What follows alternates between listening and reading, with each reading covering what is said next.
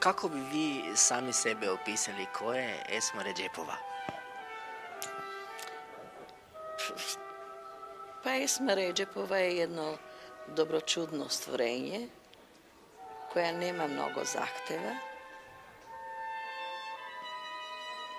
Odgojila je 47 dece. Sad imam jednu devojku isto koja školujem, koja bi trebala da me zameni kao pevačica. U Esma Band, Eleonora se zove. Opisujem se 55 godina kako sam na estradi. Ne treba mi mnogo. Dosta sam žena koja nema mnogo zahteva. Možda tražim čisti krevet, čisto kupatilo i možda 2 puta ili 3 puta da pojedem nešto. To samo mi treba, ništa više. Kako je biti mama, baka i pored toga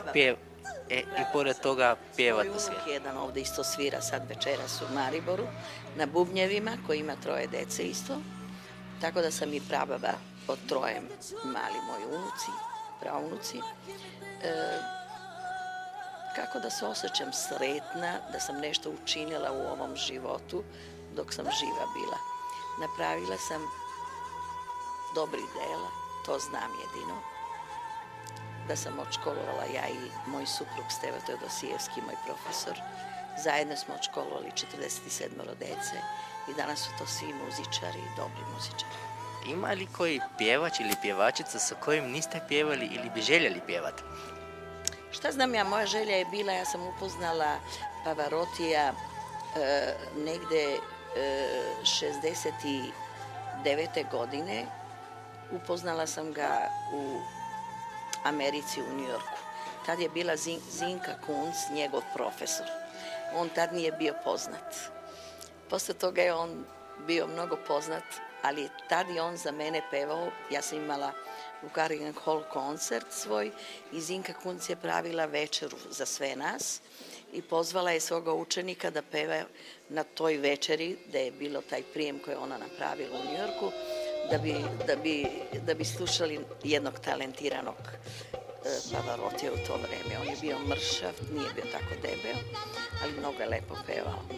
I posle toga je postao mnogo popularan. Posle toga nisam imala kontakte. Imala sam želju da ja s njim napravim duet. Ali nije mi se ostvarila želja, umro je. U tim godinama koncertiranja puno ste putovali, kušali ste različite svjetske kuhinje.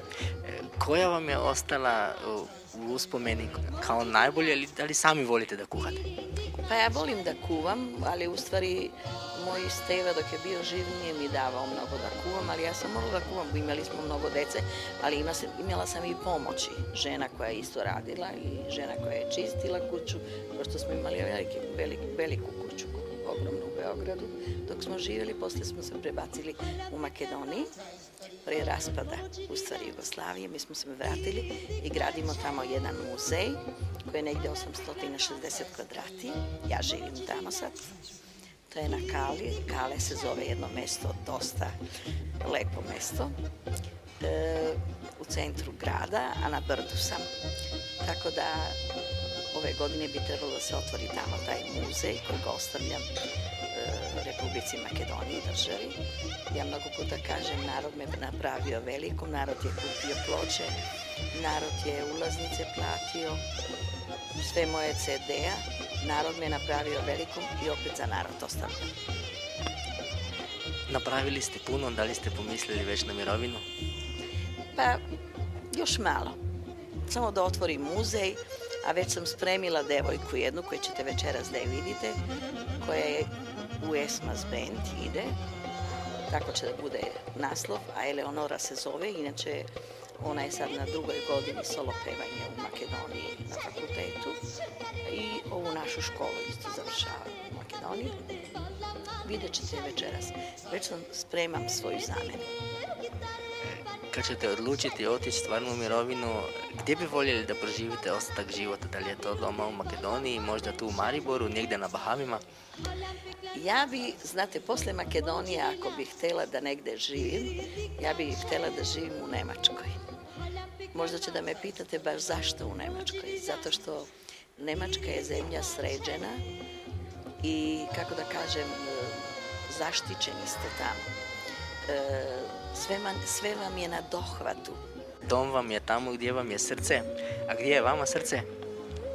Pa zna se gde je moje srce u Makedoniji, u Skoplju.